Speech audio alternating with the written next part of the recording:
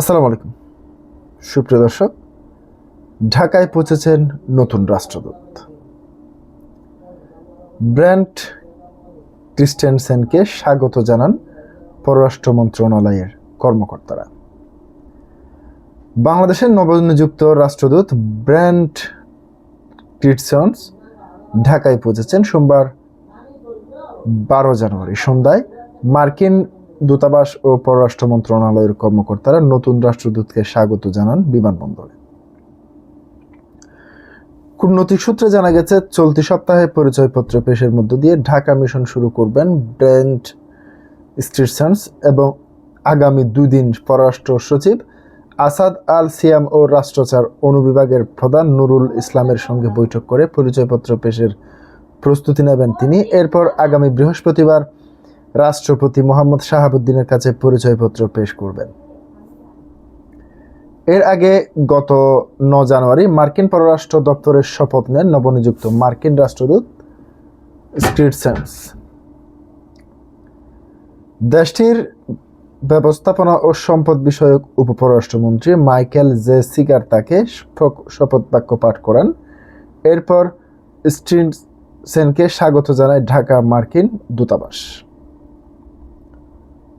গত সেপ্টেম্বরে মার্কিন প্রেসিডেন্ট ডোনাল্ড ট্রাম্প ব্র্যান্ট ক্রিস্টেনসেনকে বাংলাদেশের রাষ্ট্রদূত হিসেবে মনোনয়ন দেন এবং ডিসেম্বরে সিনেটর তার মনোনয়ন অনুমোদন করেন। সিনেটের অনুমোদন পেয়ে লিঙ্কডইনে এক পোস্টে ক্রিস্টেনসেন বলেন, বাংলাদেশের পরবর্তী রাষ্ট্রদূত হিসেবে সিনেটের অনুমোদন পেয়ে আমি সম্মানিত বোধ করছি এবং প্রেসিডেন্ট ট্রাম্পের একটি গভীর কৃতজ্ঞতা প্রকাশ করছি। ডোনাল্ড ট্রাম্প প্রশাসনের মনোনীত রাষ্ট্রদূত ক্রিস্টেনসেনকে ঢাকা যুক্তরাষ্ট্রের 18তম রাষ্ট্রদূত হিসেবে দায়িত্ব পালন করবেন। মার্কিন পররাষ্ট্র দপ্তরের ওয়েবসাইট থেকে এই তথ্য অনুযায়ী ব্র্যান্ট ক্রিস্টেনসেন যুক্তরাষ্ট্রের ফরেন সার্ভিসের একজন জ্যেষ্ঠ কর্মকর্তা। ঢাকায় মার্কিন দূতাবাসে আগে কাজ করার অভিজ্ঞতা রয়েছে ব্র্যান্ট ক্রিস্টেনসেনের। মার্কিন পররাষ্ট্র দপ্তর ওয়েবসাইট তথ্য অনুযায়ী 2019 থেকে 2001 সাল পর্যন্ত ঢাকায় মার্কিন দূতাবাসের রাজনৈতিক ও অর্থনৈতিক বিষয়ক কাউন্সিলর হিসেবে দায়িত্ব পালন করেছেন ব্র্যান্ট ক্রিস্টেনসেন।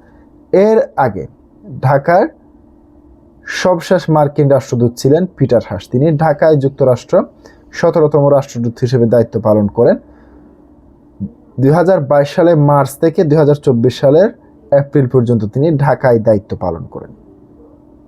প্রিয় দর্শক, আজকে পর্যন্তই। আসসালামু আলাইকুম ওয়া রাহমাতুল্লাহ।